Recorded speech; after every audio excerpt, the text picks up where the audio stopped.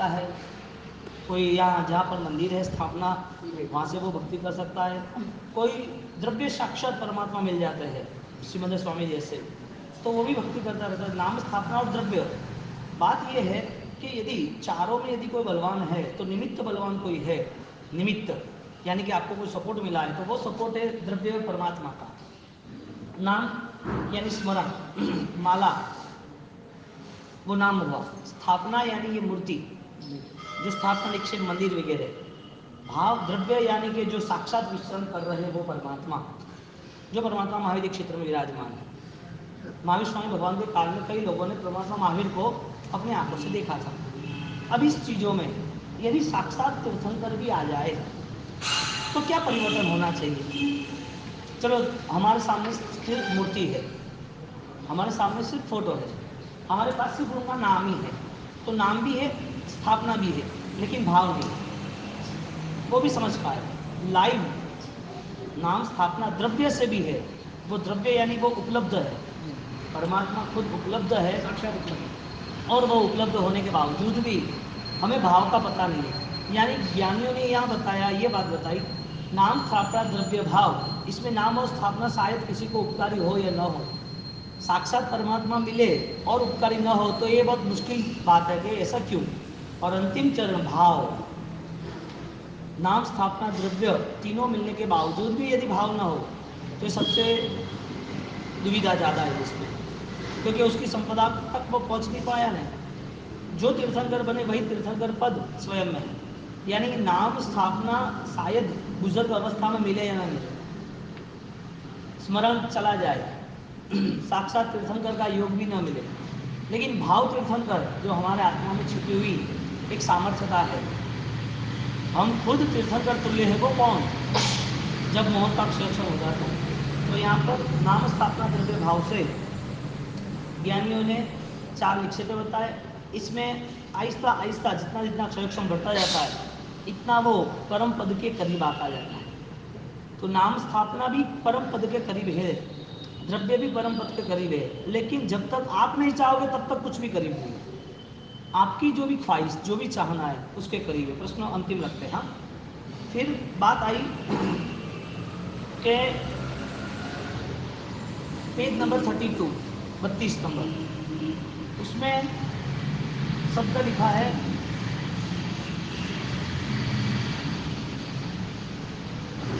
Out बिखरने की शुरुआत होगी। आप देह से छोड़ रहे हो वो महत्वपूर्ण नहीं है, महत्वपूर्ण ये है कि आपके अंतरात्मा में छिपी हुई जो परम चैतन्य की अवस्था थी उसका प्रकटीकरण शुरू हुआ कि नहीं। बाह्य आत्मा ने टारगेट बनाया अंतरात्मा तक पहुंचने का, अंतरात्मा तक पहुंचने का वो जो विचार बना, वो विचार वहां से ऐसा शुरू हुआ कि अंतरात्मा ने परमात्मा को पहचान लिया। यानी आपकी आत्मा को आपने पूर्व के भावों में जो भी उपलब्धियां प्राप्त नहीं की थी वो यहाँ शुरू की। यानी कि यहाँ पर राग, मोह, पैसा, परिवार उससे विमुक्त होकर अब परमात्मा के करीब जाने की कोशिश, तादात्म्य भाव जिसे कहते हैं। ये तादात्म्य भाव आत्मवम, 3 आत्मा की हमने बात की। स्वामी परम शर मंगल मांगल्यम सर्वमंगलम सर्वरम देनम देती शास्त्र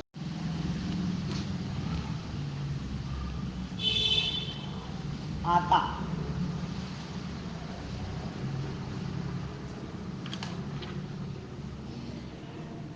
वन 184 पे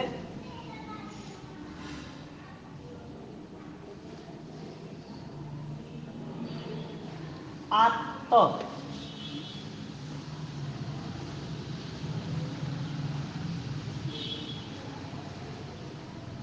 आत शब्द है, आत यानी आतवम, आतवम शब्द, आत, आता, आतानुसारणी, ऐसे आतवम शब्द है।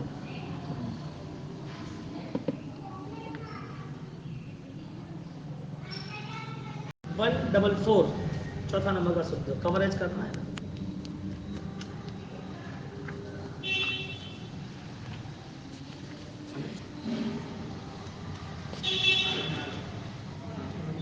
आना विराणा युग, क्या हुआ? आना विराणा आयुग, अरे आणुग, अनुग शब्द है इसका यहाँ पर 144 यहाँ पर बात बताइए, आना बिराहणा अणुय अणुग अवग्र चिन्ह रखा है, तो शब्द क्या रखा है? आज्ञा विराधना अनुग। अब उसकी व्याख्या, आप्त उपदेश अनुपालन अनुसारी, 50 सूत्र हरिभद्र सूरी महाराज का रेफरेंस है।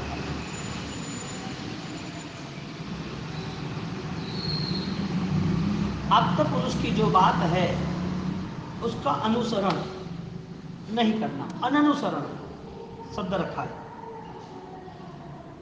यानी कि आज्ञा विराधना अनुग, जो भी जीवन पद्धति है, परमात्मा की आज्ञा मानने की हमारी जो व्यवस्था है, हमने जो धर्म को चुन के तय कर दिया कि आराधना मेरी जुड़ रही है, ये शब्द को लेके ज्ञानियों ने नाम, क्यों?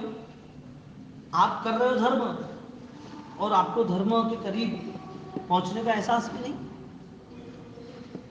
आप भोजन कर रहे हो लेकिन भूखी शांत नहीं हो रही है, आप पानी पी रहे हो और प्यासी नहीं बुझ रही है, आप अध्यात्म में चलने की कोशिश भी कर रहे हो और अध्यात्म के नाम का अभी कोई शब्द भी पता नहीं है। धर्म की प्रवृत्ति करने वाला व्यक्ति वो सामान्य तौर पर ऐसा जीवन व्यतीत कर रहा है कि मैं भगवान की आराधना कर रहा हूँ, जीवन में अच्छा जीवन मुझे मिल गया है, इस जीवन के नाते कुछ मुझे अनुभव हो रहा है, वो सब भगवंत ने मोह का अक्षरक्षम बताया, सही रास्ता। कि कितना हम विचारों के तल पर संसार की मात्रा को कम करते जा रहे हैं। विचारों के स्तर पर आपने एक औसत कर दिया, वो बात मैं नहीं कर रहा, आपने एक चौयार कर दिया, रात को छोड़ दिया भोजन, तो रात का छूटा हुआ भोजन सुबह उसके लिए आसक्ति का कारण बन जाता है। तो विचारों से भोजन नहीं छूटा, एक क्रिया से, देह से भोजन छूट गया तत्क्षण की वजह से। ऐसे मन के अंतर, मन में छिपी हुई जो समता है, या दयादि धर्म है, या राग का त्याग है, या क्रोध का कसायों का त्याग है, वो एक ऊपरी बाह्य यात्रा नहीं होनी चाहिए। अब तो पुरुष उनने विराधना का त्याग बताया, और विराधना का त्याग वही आराधना का अनुसरण। कितनी आराधना हमको करनी है, कितनी धर्म प्रवृत्ति में जुड़ना है, वो भगवंत ने बताने के पहले यहाँ पर एक इशारा कर दिया।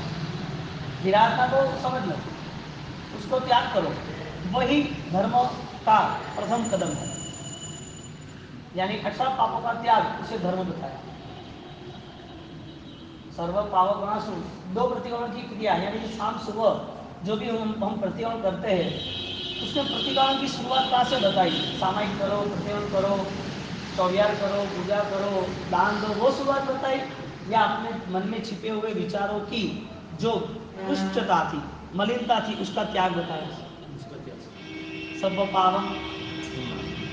पावम बना सुनो, हम निंदे तम चगरियामी तस्मिच्छामी दुक्कड़म, एगिनिया बेगिनिया बेगिनिया जेबे जीवा विराइया, जे कोई पाप सेव्यो हो ये बदान इच्छामी किसके लिए है? विराधना त्याग, वही धर्म की शुरुआत। हमने क्या सोचा? विराधना चलती रही और धर्म समझ लिया क्रियाओं में, ये ज्ञानियों नाम हुआ। आप तो उपदेश है ना अनुपालन अनुसारणी, आप ने जो उपदेश बताया उसका अनुपालन, यदि पालन नहीं होता है तो हम जो पालन कर रहे हैं वो क्या, हम जो पालन करें वो क्या। आप एक छोटी बात सोचो कि एक परिवार वाला व्यक्ति जो सर्विस में जाता है, छोटा बच्चा 18 साल की उम्र में, 20 साल की उम्र में उसका सर्विस का पीरियड खत्म हुआ, वो बिजनेस के लिए, व्यापार के लिए तैयार हो गया। 2 साल में कुछ तो कौशल्य आया कि नहीं आया? 2 साल के बाद उसमें कॉन्फिडेंस आया कि नहीं आया? 2 साल में उसने जो क्रिया की उसका अनुभव आया कि नहीं आया? 2 साल की सर्विस में वो तैयार हो गया व्यापार करने के लिए। व्यापारी व्यक्ति भी साल भर का व्यापार करता है तो भी उससे वो पता है कि कितनी भी मजदूरी हो, कितनी भी 12 घंटे की दौड़धाम हो, इसके पीछे कितना भी समय दो, फिर भी वो अंतिम मार्च एंडिंग में वो तय करता है कि कितना कमाया। यही बात अध्यात्म के स्तर की है। धर्म की प्रवृत्ति में जितना भी समय व्यतीत हुआ, उसमें हमारी यात्रा कितने कदम आगे बढ़ी, हम जो यात्रा कर रहे हैं उसमें अनुभूति क्या है। आप तो पुरुष यहाँ उपदेश बता दिया कि आप धर्म की प्रवृत्ति यानी कि अंधेरा से उजाले की ओर, मानव वो भगवान बनने की कोशिश कर रहा है। बीज को बीजी रहना था तो फिर उसे मिट्टी के साथ संघर्ष नहीं करना था, फिर उसे अपने अहंकार रूपी जो मिट्टी है उसको फाड़ के आगे आना था, उसको दूर करना था, वो अहंकार को बचाना था, मिट्टी को बचाना था। यदि वो करता ही नहीं है तो उसका विकास कहाँ, बीज की उपलब्धि कहाँ, बीज की संपदा क्या थी, बीज क्या था, बीज में क्या छिपा था। बीज में कुछ छिपा था, एक आत्मा में परमात्मा छिपा है। वो आराधना कर रहा है अंधेरा से उजाले की ओर, वो आराधना कर रहा है कसायों के त्याग की ओर, वो आराधना कर रहा है मानव बनूं, मानव बन के भगवान हो। ये विचारों के स्तर पर आ रहा है। आपके विचार आपको ही नहीं पहचान सकते तो धर्म को क्या पहचान सकता, आप कौन। हाँ, तो यहाँ पर अब तो पुरुषों के वचन में शब्द रखा है आना विराहना अनुग, आज्ञा विराहना अनुग, यानी कि धर्म प्रवृत्ति आज्ञा के साथ होनी आवश्यक है, और आज्ञा वो आपकी पहचान। सही है। आगे जाके पांचवा शब्द 184 थमणादि डब्बादि चेव हुंती भावादि डब्बादि पूर्ण डब्बस्य जो समाओ सय थाने। नाम स्थापना द्रव्य और भाव चार प्रकार के धर्म की यहाँ स्थापना की है। यानी कि हर कोई व्यक्ति यदि धर्म करता ही है, यहाँ पर आकिंचन यानी कि परिग्रह रहित अवस्था का उत्तम उदाहरण दिया है। आकिंचन यानी कुछ भी जिसके पास है नहीं वो। तो एक भिखारी भी भिक्षा मांग रहा है और एक साधु भी भिक्षा मांग रहा है। भिक्षा की दोनों अवस्था है, भोजन मांगना, लेकिन यहाँ पर उनकी पूरी विचारधारा परिवर्तनशील है, देने वाले की और लेने वाले की। एक को कुछ मिलता नहीं है और वो मांगता रहता है, एक को बहुत कुछ मिलता है लेकिन मांगना है लेकिन रखना नहीं है, लालसा नहीं है। परिग्रह को यहाँ पर लालसा करें, परिग्रह को लालसा, आसक्ति। आदमी को यदि कोई भी ग्रह परेशान करता हो और उसकी कोई विधि करता हो तो सबसे बड़ा ग्रह कोई हो तो परिग्रह है। यानी कि उसके मन में जो इकट्ठे करने की जो भावना है, आसक्ति है, लालसा है, वो खत्म नहीं होती है, चाहे कितने ग्रह पहन ले, चाहे कितने ग्रहों की विधि कर ले। कहने का मतलब भगवंत ने ये मार्ग चुना। परिग्रह से सर्वस्य सर्वथा परिवर्जनम आकिंचन्यम व्रतम प्रोक्तम महर्दिभिः कांक्षिभिः। महान महर्दि, महारुद्धि को पाने की जो लालसा है वो बहुत तुच्छ चीज है। आपको पाना ही है तो संसार की महारुद्धि क्या पाना, अध्यात्म की महारुद्धि पाना ना।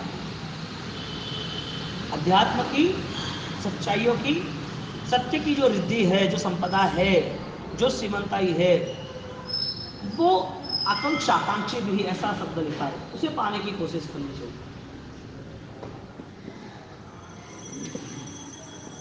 वापिस में कहा बोलता हूं, आकिंचनी यव्वय आकिंचन्य व्रत, पांच पंचम जो महाव्रत है, पांच महाव्रत, उसमें पंचम व्रत पांचवा व्रत है।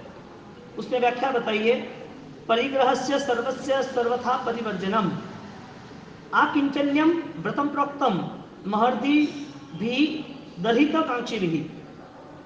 सचित और अचित, द्रव्य, क्षेत्र और काल, जो भी आप इकट्ठा करना चाहते हो, न विद्यते, वो रुकने वाला नहीं है, वो तो बहने का स्वभाव है। आपने मन बना लिया कि महक जितनी बगिया में ज्यादा है इतना अच्छा माहौल है, और महक बढ़ाते जाओ और बढ़ाते जाओ। क्यों?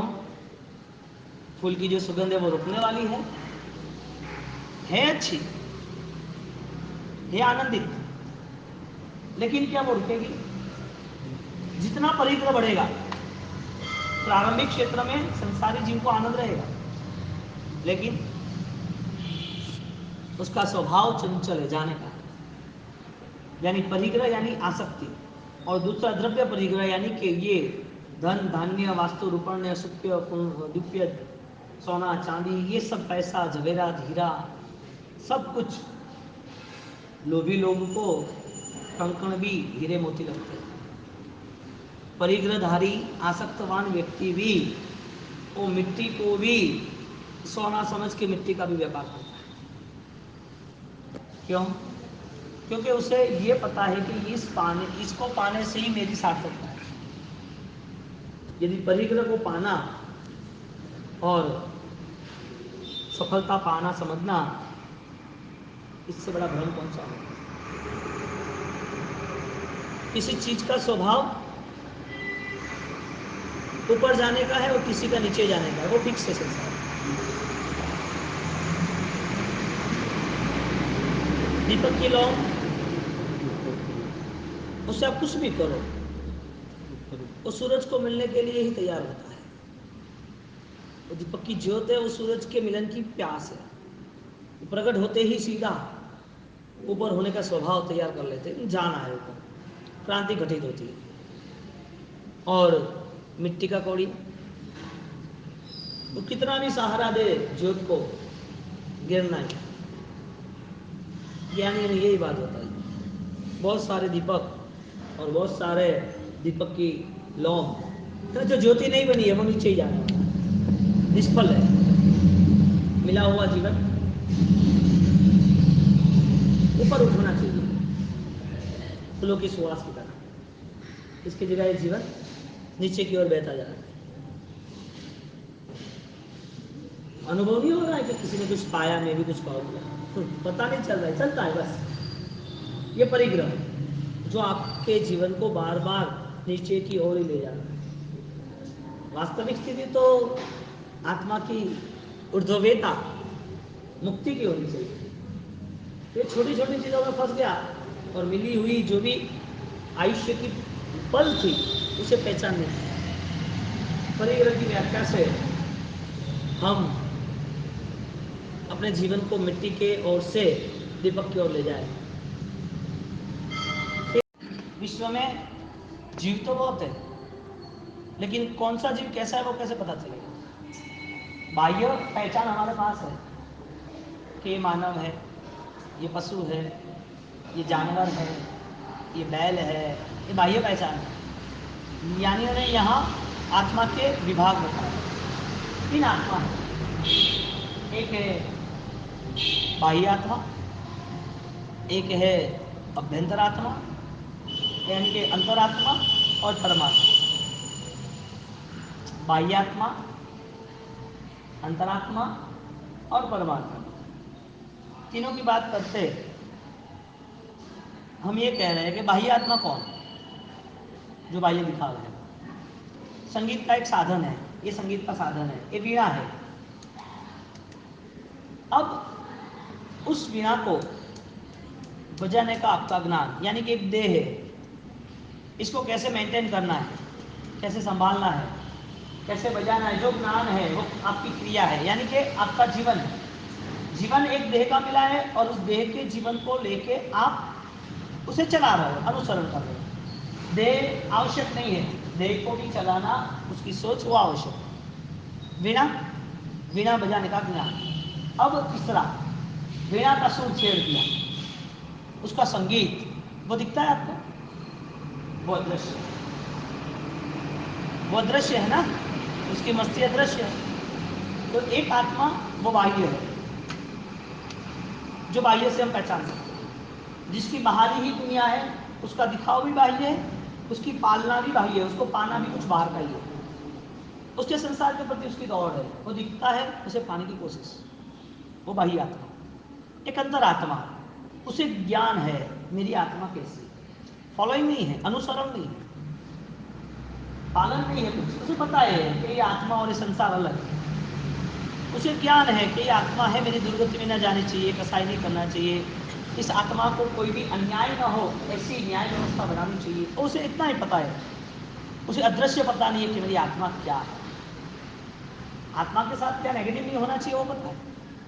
तो आपने गलत छोड़ दिया कि भाई किसी की हिंसा नहीं करनी चाहिए, किसी को बुरा नहीं करना चाहिए, किसी की चीज चोरी छपाने नहीं करनी चाहिए, जीवन में गलत व्यवहार नहीं होने चाहिए, क्रोध नहीं करना चाहिए। वो क्या है? वो एक अंतरात्मा, आपकी आत्मा की सोच चल रही है। लेकिन अदृश्य आप में छिपी हुई परम संपदा परमात्मा, वहां तक बहुत कम लोग पहुंच पाए, यानी कि सुर छेड़ ना पाए। जो सुर छेड़ना था वीणा का, जीवन का जो संगीत था उसे पता नहीं था। वो संगीत कौन सा था? गुणवान जीवन। इस अनुष्ठान, इस अंतरात्मा से, इस क्रियाओं से वो धर्म के करीब आके एक आनंदित जीवन को पा सकता है। वो पाने की उसकी कोशिश नहीं रही, यानी कि वो धर्म के अंतर्गत धर्म अनुष्ठान करते करते संसार में रहने के बावजूद यहाँ मिली हुई कोई भी आराधना, चाहे प्रार्थना हो, चाहे भक्ति हो, चाहे पूजा, कोई भी आराधना, उसमें वो अपने परमात्मा को देखने की कोशिश, अपने अंदर छिपा हुआ जो एक नैतिक बल है, संसार का मोह क्षय करने के बाद संसार की हर उलझनों से मुक्त हो गया है। वो आराधना करते हैं, आराधना के साथ उसके विचार वो अपने आत्म केंद्रित बना दिए और अब मस्ती में आ गया, सुर छेड़ दिया, आनंद शुरू हो गया। तादात्म्य भाव कहते हैं इसे। दूध में शक्कर ढूंढने जाओ, शक्कर अलग थी लेकिन दूध में मिली तब उसकी जो मिठास है वो आपको अनुभव होती है, वो आप उसको अलग नहीं कर सकते, आप खोज भी नहीं सकते, लेकिन है वो मानना जरूरी है। ऐसे भगवत भक्ति से आपका तादात्म्य भाव एकाकारता हो गई, आपका सब संसार बिखर गया, पिघल गया। अब आपके विचारों में न मोह है, न राग है, न कषाय है, न द्वेष है। अब आप धर्म प्रवृत्ति करते करते उसमें इतने इन्वॉल्व हो गए, आपको ही पता नहीं चला कि अब मेरी यात्रा परमात्मा की ओर चल गई। आप आनंदित जीवन यात्रा को पकड़ के निकल गए। तो यहाँ पर 184 आत्माओं, इन शब्द से 3 पहलू बताए, एक बहिरात्मा, एक अंतरात्मा और एक परमात्मा। बहिरात्मा एक देह है, अंतरात्मा विचारों से जुड़ी हुई आपकी पद्धतियां हैं, और परमात्मा वो आपका दीप से दीप मिलना, ज्योत से ज्योत का प्रकट होना, ज्योत की प्रकाश और आपकी बुझे हुए दीपक के अंदर एक नई रोशनी छा गई। यानी आप वो केवलियों की तरह, केवल ज्ञानियों की तरह पूरे संसार को देखकर मोह का क्षय कर कर, राग से विपरीत अवस्था में चलकर आपने अपनी संपदा को प्राप्त करने का एक आंदोलन छेड़ दिया, यानी कि अंतरात्मा की यात्रा परमात्मा की ओर शुरू हो गई। अब आप मोह का क्षय कर रहे हो, उसकी अनुभूति हो रही है। एक दीपक जल उठा आपके अंदर रही हुई चेतना वो आपका पहचान के एक जरिया बन गए, आप पहचानने लगे अब मेरी ये आंतरिक शक्तियों का कोई उद्गम स्थान है, उसकी कोई उपलब्धि है, उसका प्रकटीकरण जरूरी है और आपने तैयारी कर दी। आयुक्षय, आयुक्षय जीवानाम जीवितम इति शेषो। आयुष्य क्षय नहीं हुआ है लेकिन क्षय होने के करीब। अंजलि गयम वतोयम गलंत मांग न पिछती। हाथ में रहा हुआ पानी जो एक एक बूंद करके चला जा रहा है। अंजलि हाथ, तोयम पानी, गयम जा रहा है, प्रसारित हो रहा है। ऐसे आयुक्षय के हिसाब से परम यहाँ पर 32 नंबर के पेज पर जीवानाम जीवितम में शेष, फिर आयुक्षय है और जीवम त्यजंती, जीवितम त्यजंती, ऐसी व्याख्या गुरु महाराज ने रखी है। और इस व्याख्या को लेके मूर्तिकार भी शब्द आचार्य सूत्र में रखा है। जो आयुक्षय को आयुष्य कर्म उद्गम निर्जरण है, स्थानांक सूत्र में भी रखा है। आयु दलित का निर्जरण, आयुष्य के दलित जो है वो भी खत्म हो रहे। कर्म द्रव्य निर्जरण विपाक सूत्र में ये बात लिखी है, और कर्मणों दलित का निर्जरण। ऐसे यहाँ पर क्षीण आयुष्य की परिभाषाओं में ज्ञानियों ने मिला हुआ योग जो है उसकी महत्ता बताई। आयुक्षय ये व्याख्या जो दी, परिभाषा बताई, उसमें कॉमन बात यह है कि हर जीव का आयुष्य क्षणिक है, हर जीव का आयुष्य तेजंती चला जा रहा है, हर वक्त आयुष्य खत्म होता ही जा रहा है। आयुष्य की महत्ता कब थी? जब उसे मिला हुआ योग वो सार्थक कर पाए तब। आयुष्य लंबा मिल गया लेकिन उसमें कोई सार्थकता नहीं थी। तो जिसके पास विचार की सामर्थ्यता है वो व्यक्ति आयुष्य की पल वो निष्फल नहीं जाने देगा। वो जीवन में जो कुछ जाने वाला है, जिसका जो मूल्य नहीं है, उसके लिए वो दौड़े भाग नहीं करेगा। क्योंकि सबसे बड़ा यदि कोई पुण्य का उदय हो तो यहाँ का मिला हुआ अपना ऑक्सीजन, श्वासोश्वास, अपनी आयुष्य की पल, सबसे बड़ा कोई पुण्य हो। ये मिला है इसके लिए कि वो एक परम आनंद को पा सके। अब आयुक्षय की परिभाषाओं में क्षण भंगुरता बताई कि कर्म के दलित जो है आयुष्य नाम के, वो हर पल व्यतीत हो रहे। हमें ऐसा अनुभव ही नहीं हो रहा है कि हमारा आयुष्य खत्म हो रहा है। जब देह जर्जरित होता है ना, तब लग रहा है कि है ये सब छोड़ के जाना। जब शरीर में रोग आता है तब ऐसा लगता है हाँ इसे ये क्या हुआ, परिवर्तन ऐसे कैसे आ गया।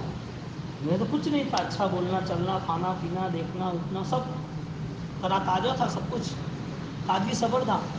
लेकिन आयुष्य कर्म के दलित, आयुष्य कर्म की जो भी मात्रा थी वो कम होती गई।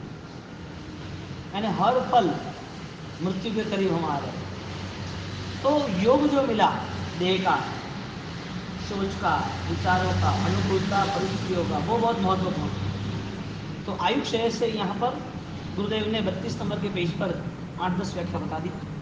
आगे का तीसरा पेज 54 नंबर, तीसरा शब्द, और उसमें लिखा है आकिंचनी अयव्यय, आकिंचनी अयव्यय, 56 नंबर।